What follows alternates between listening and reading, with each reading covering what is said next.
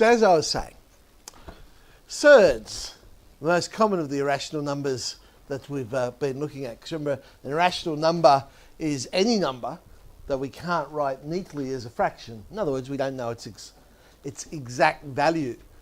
Another way of thinking about it when it comes to surds, yes, it's a rational number, but if it involves the radical symbol, there's a little bit more to it than that. It involves the radical symbol and can't be simplified down. I mean, the square root of 4 involves the radical symbol, but we don't leave it as the square root of 4 because we know what that one is. So, let's have a look at our surd laws, which we must obey, or the surd police come and lock us up in surd jail. Square root of a times square root of b is square root of ab. That's the rule, of course, that we use to simplify our surds down. The idea being when we break it into its factors, one of those factors we would like to be a perfect square. Division is similar. What it's basically saying is it doesn't really matter which order you do it in. You could divide the numbers first, if possible, then find the square root, or you could find the square roots of the individual pieces, then divide. And the third one, hopefully, is fairly obvious. If you find the square of any square root, where they're opposite or inverse operations, so they would cancel each other out and leave yourself with a. So we started looking at things like this and said, okay, can we simplify this down, write this a little bit neater? So we're looking for a perfect square that goes into 50, and of course the biggest perfect square that goes into 50 is 25. Not that we'd write this line down. Of course, we're used to just going, I hope anyway, just going straight to 5 root 2. We mentioned this when we were looking at indices before.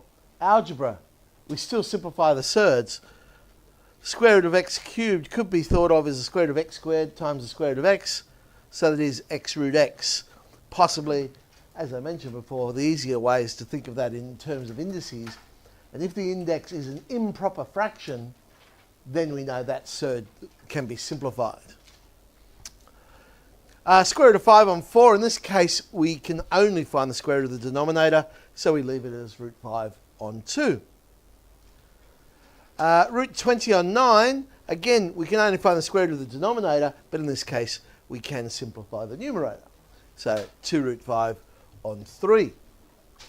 So surd arithmetic. And of course, if you ever forget how to spell arithmetic, a red Indian thought he might eat turkey in church. Okay?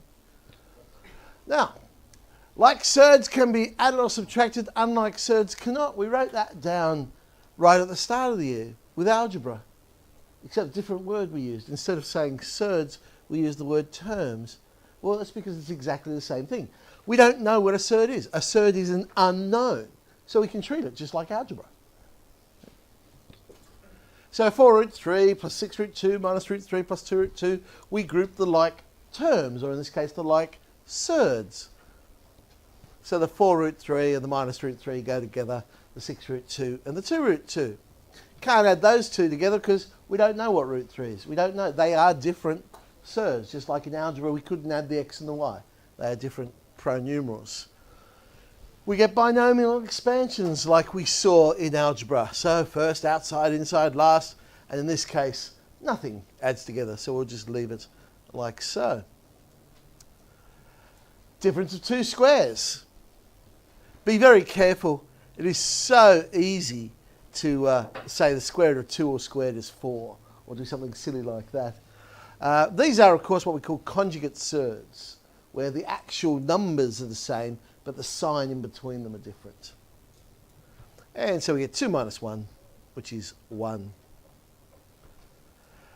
We have a perfect square, so a squared minus, in this case, 2ab plus b squared.